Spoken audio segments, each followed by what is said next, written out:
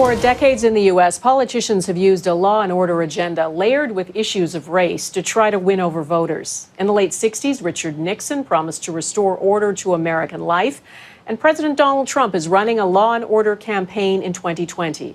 Though the phrase is the same, as Eric Sorensen explains, the context today is different. The unhinged left-wing mob is trying to vandalize our history.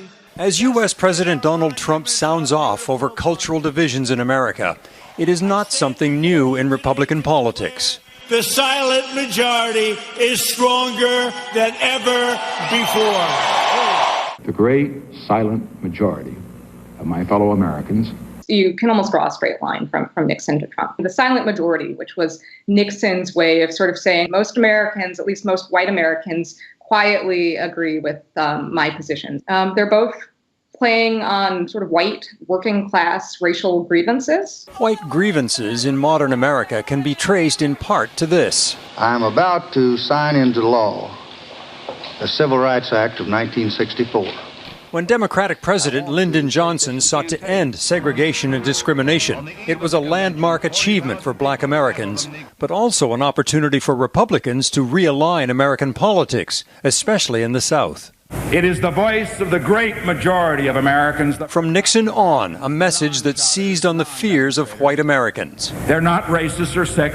Often emphasizing issues like law and order. Ronald Reagan addressed that head-on before he was president. They would inform you that law and order were code words that really meant a call for racial discrimination. Bush and Dukakis on crime. This ad helped George H.W. Bush, who was trailing, to beat Democrat Michael Dukakis for the presidency. He allowed first-degree murderers to have weekend passes from prison. One was Willie Horton. They're trying to appeal to the concerns of voters without directly and explicitly appealing to racism, because American voters also don't generally want to consider themselves racist. Massive illegal immigration. By 2016, following the first black president, Donald Trump revived the grievances of many white voters.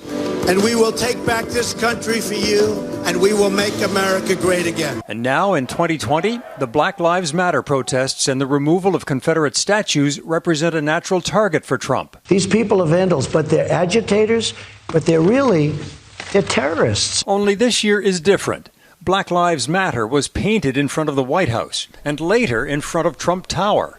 As protests defied the president, it's clear a much broader coalition is standing up for racial equality. Our president today, he's not really helping with the cause. He's not really hearing about equal rights for all people. They are aware of how the Republican Party is perceived. This former GOP strategist says Trump is out of touch with the change happening in America. What is his reelection message? It cannot be a grievance politics. That does not give a promise for tomorrow. We are the party of law and order. Those words have worked for Republicans for 50 years.